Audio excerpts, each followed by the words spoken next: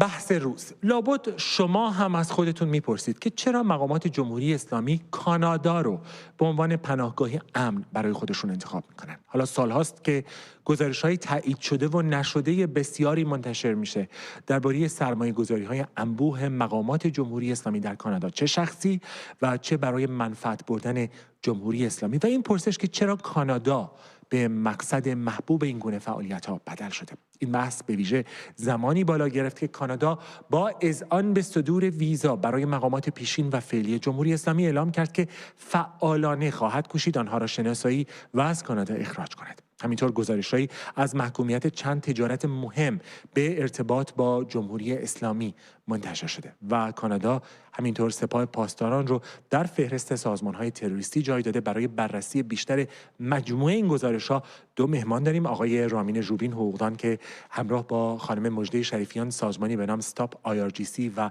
یا سپاه پاسداران رو متوقف کنید بنیان گذاشتن، و آقای دکتر کامران ملکپور، خبرنگار تحقیق که از کانادا به ما میپیوندن. خوش آمد میگم به هر دوی شما. آقای ژوبین، از شما شروع میکنم. به نظر شما چرا مقامات فعلی، پیشین یا حتی آن دسته که مقام رسمی ندارند اما معروف هستند به نزدیکی با جمهوری اسلامی، کانادا رو انتخاب میکنند برای سرمایه گذاری؟ وقت خوش کنید، کانادا خیلی مهاجر پذیر بوده در 10 سال اخیر، خیلی مهاجر پذیر بوده. موقع کووید و کرونا اصلا دعوت کردند مردم تمام جهان که بیان کانادا و کار پیدا بکنن و کمک کنن به وضعیت نیازهای مردم کانادا. بعد پشیمون شدن دیگه. جدیداً دیدیم که آمار رضایت در این رابطه توی جامعه کانادا بسیار پایین اومد و بسیار ناراضی بودن از این وضعیت زیاده روی در مهاجرت پذیری. خب جمهوری اسلامی مقاماتش که آدم‌های فرصت طلبی هستن، خب از این فرصت استفاده کردن و خودشونو، بیزنساشونو، پولاشونو، پولای دزدیده شده مردم ایران رو آوردن کانادا. خیلی وقت این کارو میکنن، خیلی وقت کانادا مهاجر پذیر هست و مقررات کمی هم وجود داره خیلی برای اینکه اینجا در واقع بساطشون رو بیارن. سوالی که داشتم در مورد همین مقررات هست، قبل از اینکه برم پیش آقای دکتر ملکپور. وقتی میگیم مقررات، آیا مقررات تجاری و بانکی در کانادا فرق میکنه؟ ساده تر از ایالات متحده است؟ ساده تر از کشورهای اروپایی؟ بله، 100%. اصلا بعضی از این صرافی‌ها بدون مجوز کار میکنن، بعضیشون به راحتی مجوز میگیرن و نسبت به بانک و اینها مقررات و قواعد خیلی کمتری وجود داره و اعتماد میکنن به مالک اون بیزنس، اعتماد میکنن به اون و تکیه میکنن رو شهروندان عادی که در واقع کارهای مشکوک رو به مقامات کانادا گزارش کنند که این اصلا غیر منطقیه. مردم عادی نمیتونن همچین به سند جمع بکنن برای مقامات کانادا. خب متوجه این قضیه شدن، یه 5 سالی هست متوجه این مشکل شدند، ولی خب باید یه کاری بکنن دیگه. بله. آقای ملکپور، سوالی که من از شما داشتم این هستش که معمولا این مقام ها، برای اینکه میدونم شما سالهاست دارین تحقیق میکنید در این زمینه، سراغ چه بیزنس هایی میرن؟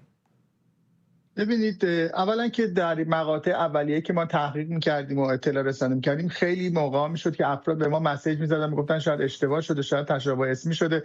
اصلا باور نمی‌کردن که مقامات جمهوری اسلامی میتونن با این وسعت، با این تعداد زیاد، با خودشون، خانواده‌هاشون و این حجم ثروت وارد کانادا بشن، اینجا سرمایه‌گذاری کنن. اما به تدریج این باورپذیری برقرار شد وقتی که یه اقداماتی انجام شد یا افراد مشخص شدن و همونطور که رامین ژوبین عزیزم گفتش، شاید باورتون نشه، هستن مقامات جمهوری اسلامی که افراد عادی به دولت گزارش کردن، حالا دولت داره یه اقداماتی در موردشون انجام میده. اما بیشتر اینها در مقاطع اولی و حتی همین الان بیشتر روی ملک و زمین سرمایه گذاری کردن. شرکت‌های ساختمانی دارن، بلند مرتبه سازی میکنن، شهرک سازی میکنن. بیشتر سرمایه ها در این بخش سرمایه گذاری شده. خب سرمایه گذاری بسیار مطمئنی هست در کانادا، به علاوه اینکه خب رشد قیمت املاک هم از ابتدای سال 2000 در کانادا تقریبا نمودار صعودی بوده و خب اینها از چند طریق بهره بردن. یکی که خب قیمت دلار خیلی بالا رفته، یکی هم با توجه به اینکه ملکی که کسی در ونکوور $1,000,000 یه ملک معمولی اگر در سال 2000 خریده باشه الان $2,000,000 یعنی 2 برابر هم بر اساس دلاری شده. به خاطر همین دیگرانی هم که وارد میشن بیشتر روی زمین و ملک و اینها سرمایه گذاری میکنن. آقای ژوبین، سوال بعدی که من از شما دارم، چون خودتون هم اشاره کردید، اشاره به صرافی کردید.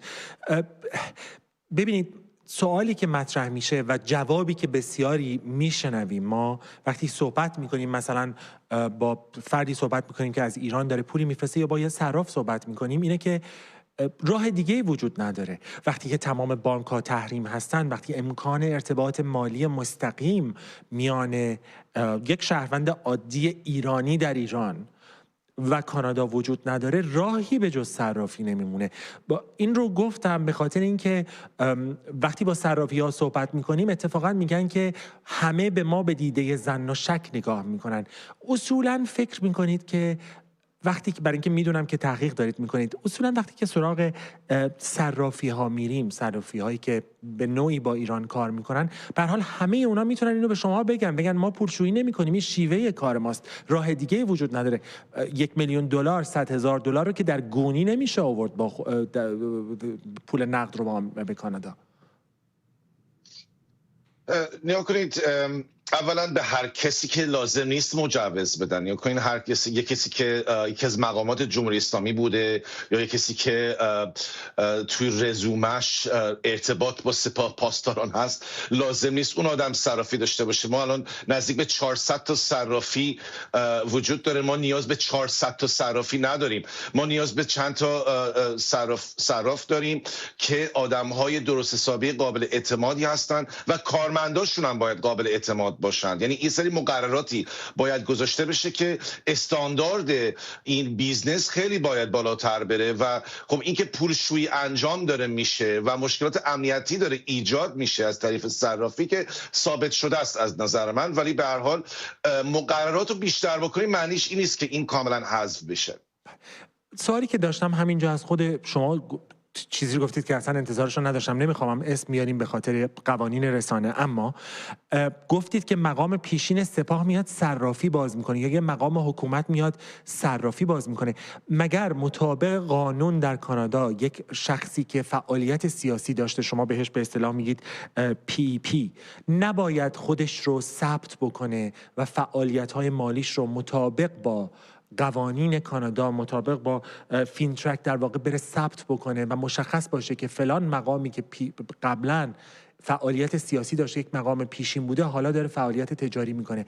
اگر چنین هست، آیا این افراد فعالیت خودشون رو ثبت میکنن؟ دولت کانادا میدونه اینا مقام پیشین بودن بعد میرن صرافی و امثال هم باز میکنن یا خیر؟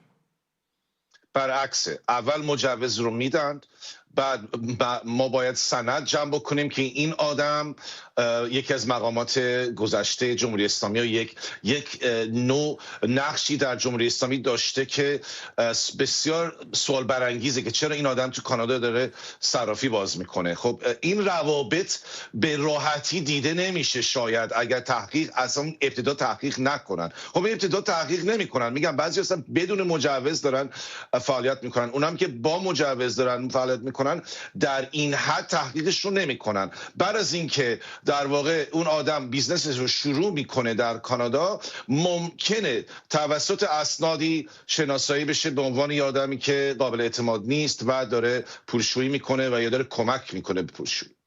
آقای ملک، سوالی که بفرمایید. من میخوام یه توضیح بدم. ببینید این جمله بندیایی که شما استفاده کردید، چون شما بالاخره با ما در گذشته در یه دانشکده درس البته من سال بالاتر بودم و اینا، از دست من ناراحت نمیشه، ولی این جمله بندیایی که شما به کار بردی رو دقیقاً صرافایی که الان من چون چند هفته قبل با یک صرافی مصاحبه کردم، این صراف توسط RCMP پلیس فدرال کانادا متهم هست به $40 میلیون پولشویی. دو تا پسرم هست، من اسم نمیبرم، فقط توضیحاتشو میدم.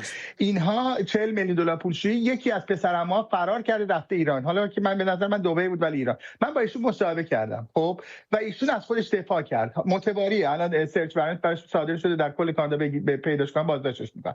ایشون همین حرفو میزد، میگفت که اگر که ما خب مردم میخوان خونه بخرن، یکی میخواد پولشو بره، یکی دانشجو داره اینجا. ببینید، مگه من یه سوالی دارم از شما، مگه ما الان طبق آمار، من مستند به شما بگم، ما 2023 نزدیک 15,000 تا دانشجو ایرانی داشتیم.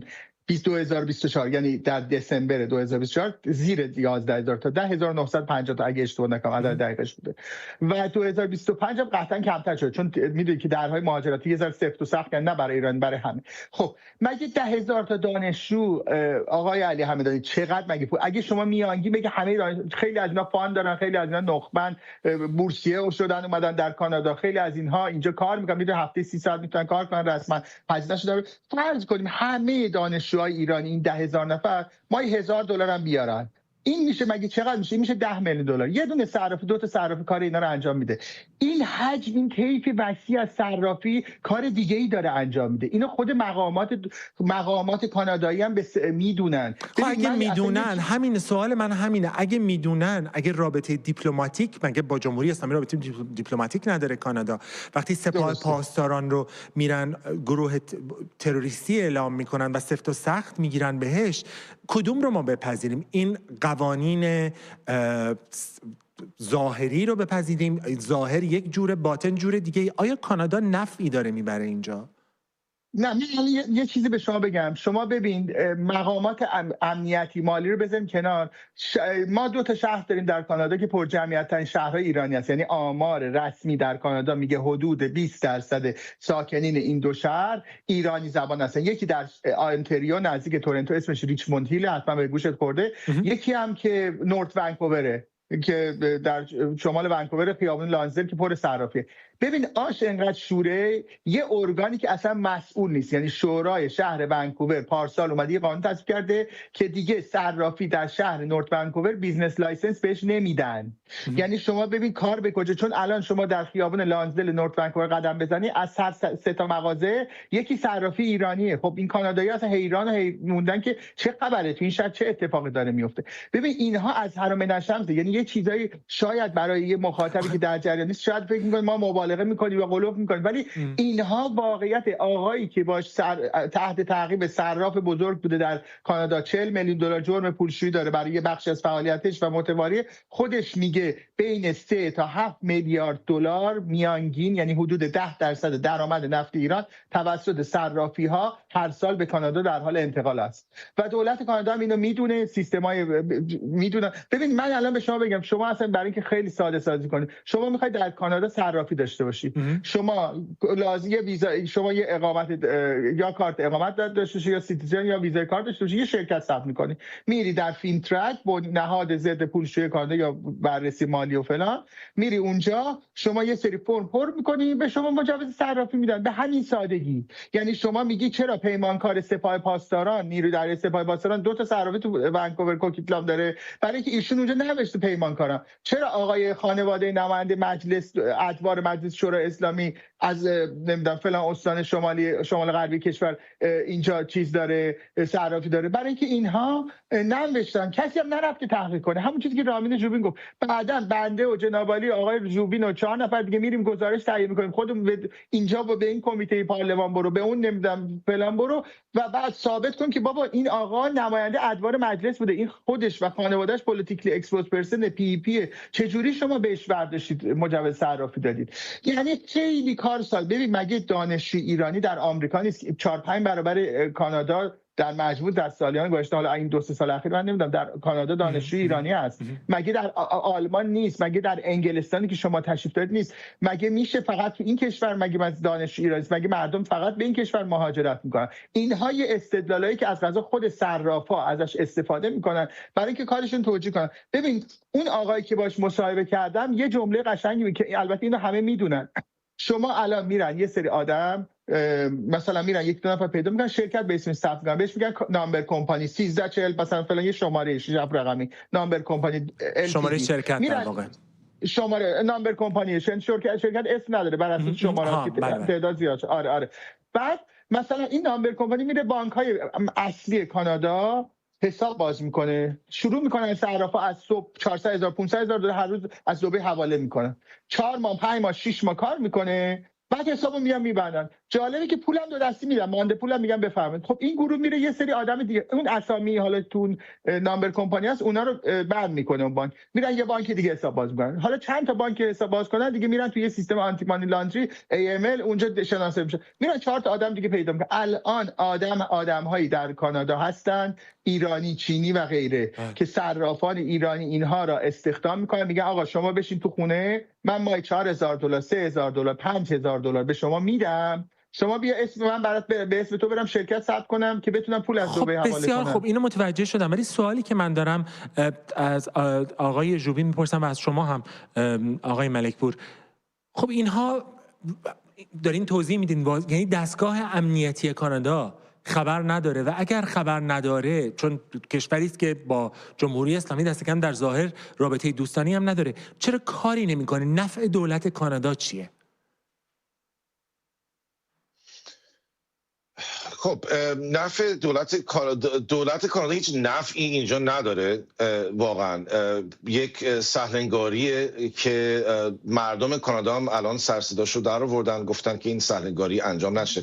خب اینا در حال میخوان که قانون شاید عوض بکنن، ولی نسبتا خب کندن تو این کار و باید یه اتفاقی بیفته در رابطه صرافی. الان اخبار این قضیه داره دوباره برمیگرده به سرخط و خب این یک تحولی پیش خواهد اومد از نظر من. بله آقای دکتر ملکپور، شما چی فکر میکنید؟ من عرضم این هستش که ببینید ارگان‌های کانادایی یه تغییراتی درشون حاصل شده، یعنی ما نشینیم اینجا فقط انتقاد کنیم. من چون یک دو بارم با من انتقاد شد، آقا شما همش میگین اینا کار نمیکنن. چرا کاری میکنن؟ مثلا در سال 2024 اول من از سال 2023 یه قانون گذاشتن، گفتم مقامات جمهوری اسلامی از آبان خونین 98 این ادمیسیبل هستن، شایستگی زندگی اقامت در کانادا رو ندارن. بعدا در 2024 یعنی سال گذشته، کمتر از یک سال پیش، قانون رو عوض کردن. الان طبق قانون مصوب در کانادا هر مقام ارشد جمهوری اسلامی که حالا یه لیستی داره که مقامات ارشد نمایندگان مجلس جزو بشن، قضات جزو بشن، وزرا، معاونین وزرا، مدیران ارشد وزارتخونه و اینها از تاریخ 11 جون 2003 هر کسی مقام ارشد جمهوری اسلامی بوده برای زندگی، اقامت، کار در کانادا شایستگی لازم رو نداره. این روز هم روزی هستش که زهرا کاظمی، خبرنگار ایرانی کانادایی، در زندان اوین دستگیر و کشته میشه از اون روز به بعد. ولی در عمل ما الان داریم مقاماتی ارشد جمهوری اسلامی که اینجا دارن اقامت میگیرن، هنوزم دارن میان و اینها. یعنی یه ببین من فکر میکنم یکی از مشکلات اینه که اگه از کسایی که کانادا زندگی کردن بپرسید، اینجا سیستم خیلی کنده، سیستم خیلی ناتوانه، سیستم قضایی خیلی با طمأنینه حرکت میکنه و عملا اون افرادی که در جمهوری اسلامی صاحب شغل و مقام اینا هستن خیلی زرنگتر و فرزتر و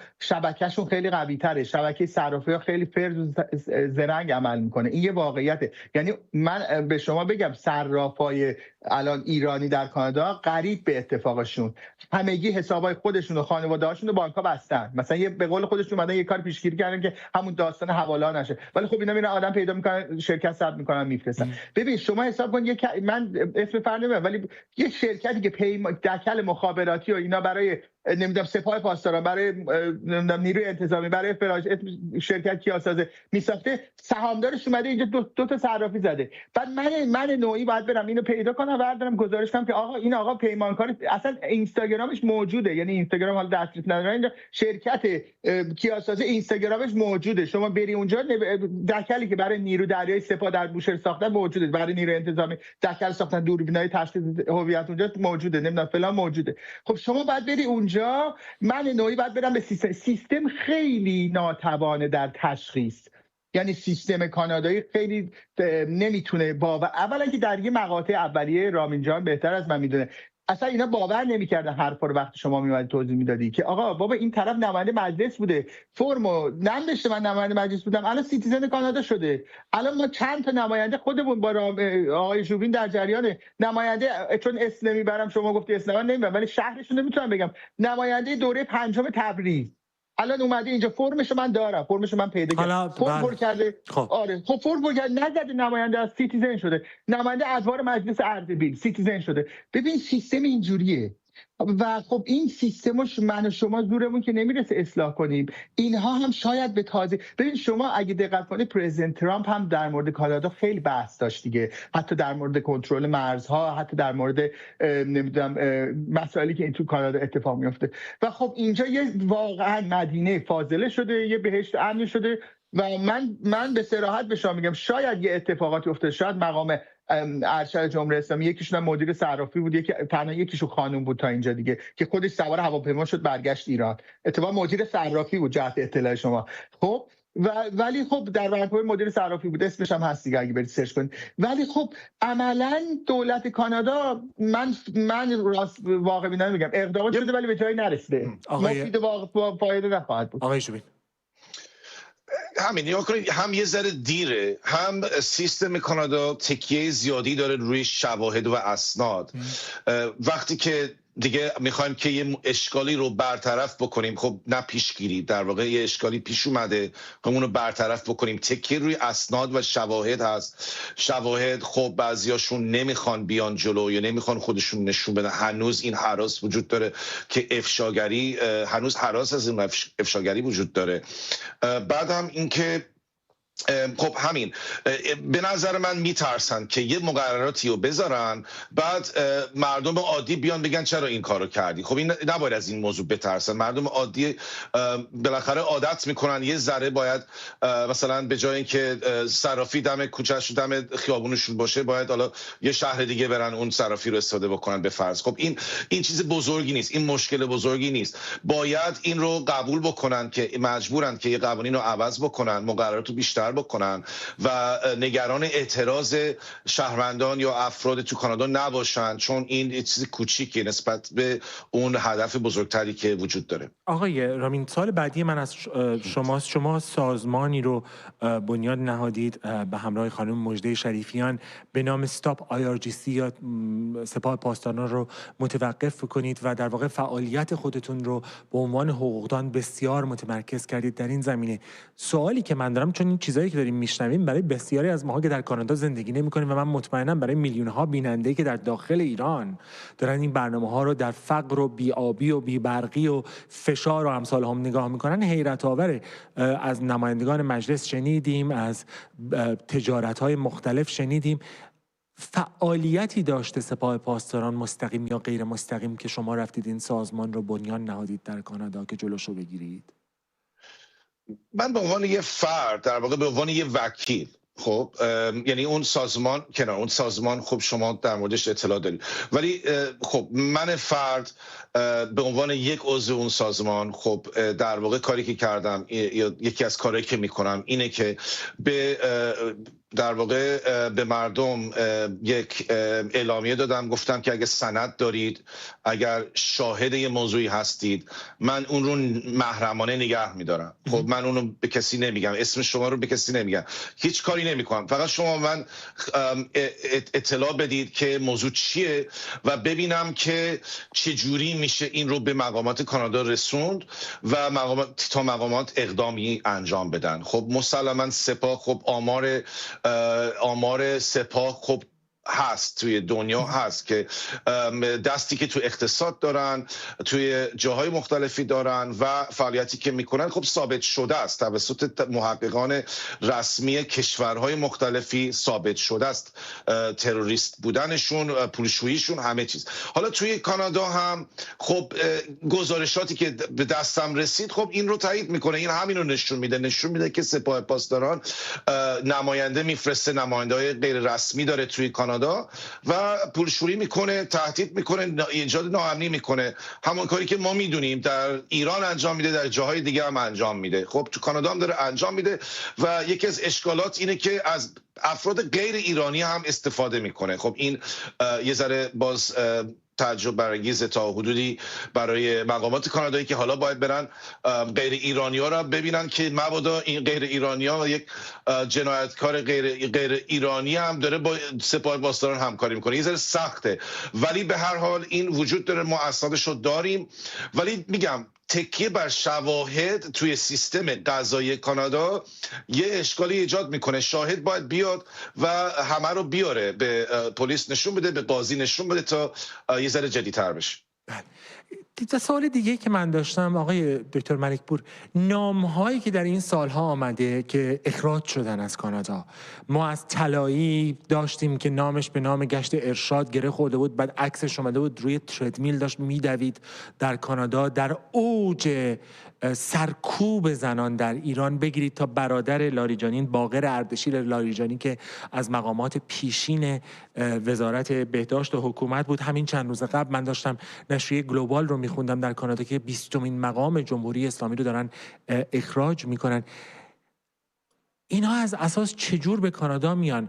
آیا این روندی است که به ویژه بعد از تغییر موقت قوانین ایجاد شد، وقتی که گفتن که با ویزای گردشگری و توریستی میتونن برن کانادا، بعد ایرانی‌ها بعد از جنبش مهسا اجازه کار بگیرن و بمونن؟ آیا به خاطر اینکه فرزندان و آقازاده‌ها و خانمزاده‌هاشون اونجا تشریف دارن راحت میرن کانادا ویزا میگیرن؟ این رو من متوجه نمیشم که اداره مهاجرت کانادا وقتی که این برگه اپلیکیشن، این برگه درخواست ویزای لاریجانی رو میگیرن میذارن جلوش، وقتی طلایی رو به عنوان یک نظامی، به عنوان یک سپاهی میره درخواست ویزا میکنه، اینا نمیدونن اینا کیان که اینا رو راه میدن. اینو من هنوز متوجه نشدم. چجور این اتفاق میفته؟ ببینید، من یه چیزی به شما عرض کنم. من بعضی موقع به این باور میرسم که شاید اصلا اینا یه سرچ، من سیستم، اگه شما از سیستم‌های امنیتی کانادا، کانادین سکیوریتی اینتلیجنس سرویس که در واقع سازمان امنیت کاناداست، مثلا یه روز برید یه مصاحبه مطبوعاتی ازشون بپرسید، میگه ما به فایو آیز وصلیم، به انگلستان، بریتانیا وصلیم، به نیوزلند، استرالیا، آمریکا وصلیم، و سیستم امنیتی داریم، ما اسکرین میکنیم. ما روزی CSIS مدعی هستش که روزی 2000 نفر رو برای فقط مهاجرت اسکرین میکنه ببینه که این میتونه بیاد یا نیاد. مدعی هستن که 4000 تا پرونده در روز بهشون ارجاع میشه و اینها نیرو کم دارن و نصف اینها رو بررسی میکنن در روز، و همیشه به خاطر این پرونده طولانی میشه، زمان بر میشه. اما چطور میشه مثلا به قول شما همین محمد باقر اردشیر لاریجانی یا باقر اردشیر لاریجانی که ایشون پزشک هست، معاون نمیدونم وزیر بهداشت بوده، دانشگاه علوم پزشکی تهران بوده، فلان که اسمش تو گوگل هست، تو اینترنت هست، یعنی شما فارسی بزنید باقر اردشیر لاریجانی میاد، چطور اینو تشخیص نمیدن؟ این سوال بزرگیه که ما هم حقیقتا جوابش رو نمیدونیم. ببین، من الان یه کیسی دارم که چون اسامی رو نمیخوام بگم، اسمش رو نمیبرم، کیسی هست که حدود 14 ماه روش کار کردم. فرمانده لوجستیک سپاه پاسداران سردار که اسمش هست، عکسش با رحیم مشایی، با احمدی نژاد و غیره هست، ایشان آمده هست در کانادا، رفته چون میدونید بعد از جنبش زن زندگی آزادی یه برنامه دولت کانادا گذاشت برای ایرانیانی که در کانادا هستن بتونن ویزای کار بگیرن اگه نمیخوان برگردن ایران، مشکلاتی دارن. سردار و فرمانده لوجستیک سپاه، پیشین لوجستیک سپاه پاسداران رفته از این طریق ویزای کار گرفته. من ایشونو پیدا کردم، باش گفتگو کردم که چند روز آینده منتشر میکنم. بهش میگم شما سردار، میگه من سردار نیستم، من سرهنگ تمام بودم، به من میگفتن سردار. آقای سرهنگ تمام، حالا بگو آقای، البته همه مازندرانی‌ها میشناسنش، حالا وقتی اسمش بیاد رو میگم آقای سردار عزیز، شما چجوری شد که فرم، میگه من تو فرم، خب خیلی سال پیش 10-15 سال پیش بازنشسته شده بودم، تو فرم نیاوردم. میگم شما چون اسمش هم یونیکه، مثلا فرض کن که یه فامیلیای شما دیگه فقط شماره شناسنامه‌شون رو نگفتین آقای دکتر ملکپور، ادامه بدید. نگفتم، مثلا اسمش هم یونیکه. بعد میگم شما اسمت هم یونیکه، من زدم اسم شما رو در سایت دفاع مقدس، دفاع پرس هست، دفاع پرس داد، عکس‌های شما هست در مثلا سال 61 سپاه بابل ایشون هست، نمیدونم فلان هست. چطور میشه سیستم مهاجرت؟ این سوالیه که من واقعا خودم هر روز از خودم، هر روز وقتی این کیسا میاد و ما بررسی میکنیم، چطور میشه که این سیستم مهاجرتی حتی پس اون اسکرینینگ چیکار میکنه؟ من اینو نمیدونم. خب مثلا همینجا من یه سوال دارم از آقای رامین ژوبین که شما حقوقدان هستید. بیاین فرض بکنیم در جواب ایشون بره در یه دادگاهی بگه من ریزشی هستم، من جدا شدم از حکومت، اصلا میخوام فعالیت ضد حکومت بکنم. خب فرقی نمیکنه، برای از دید مهاجرتی که فرقی نمیکنه. اون آدم اگر عضو سابق یه ارگان جنایی یا تروریستی بوده، حتی عضو غیر رسمی بوده، حتی هوادار بوده، فرقی نمیکنه که الان تغییر موضع داده، در اصل اون نباید وارد کانادا بشه اصلا. خب حالا کلکایی که میزنن، خب این افرادی که وارد کانادا میشن از یه طرف نادانی که بوده، یعنی نادانی خود مقامات کانادایی هم از یه طرف، الان کارشناس بیشتر استفاده میکنن برای اینجور مسائل. و خب اینکه در گذشته بازتر بوده، الان یک استراتژی کانادا اینه که اصلا کلا تنگتر بکنن ورودی‌ها رو، کلا تنگتر کنن. یعنی یه آدم عادی هم میخواد بیاد خانواده‌اش رو ببینه، هم الان سخت‌تر شده. الان از کارشناس بیشتر استفاده میکنن، تنگترش کردن. ولی یه چیز مشکوکم این وسط است که قابل تعریف نیست. من نمیدونم چرا بعضی از پرونده های خیلی خیلی ضعیف موفق میشن مثلا برای ویزیت، بعضی از پرونده های خیلی قوی مثلا رد میشن. یه چیزی اینجا یه عدم استاندارد هم بوده تا الان، حداقل یه استاندارد مشخصی نبوده که چرا این آدم بیاد چه این آدم نیاد. ما چه در واقع تستی رو داریم که این آدم بیاد چه آدم نیاد. یه چیز مشکوکی هست. باز برمیگردم به سیستم اثبات این قضیه که باید اسناد و شواهد قوی باشه که تو یه ادعایی که داری میکنی تو سیستم کانادا نمیتونی فقط یه وبسایت نشون بدی و همین. متاسفانه هم ما هم در واقع افکار عمومی باید بیاد وسط بگه ما مشکل داریم که شما آدم وارد میکنید به کانادا اینجوری، هم باید که درست اثبات بشه تا توجه مقامات، توجه مرزبان، توجه پلیس رو بتونیم جلب کنیم. سپاسگزارم. من یه چیزی اضافه کنم. یه چیزی اضافه. ببین ما الان 2 تا کیس داریم. یک مثال بزنم. یک کیس داریم پسر، چون این دیگه ثابت شده است دیگه، این اسمشو میگم، پسر آقای محمد باقر قالیباف، اسحاق قالیباف که گزارش اختصاصی خودم هم بوده. ببینید و آقای شاهد علوی، حالا اسمشون بگم پیشکسوت عزیز منم مثلا.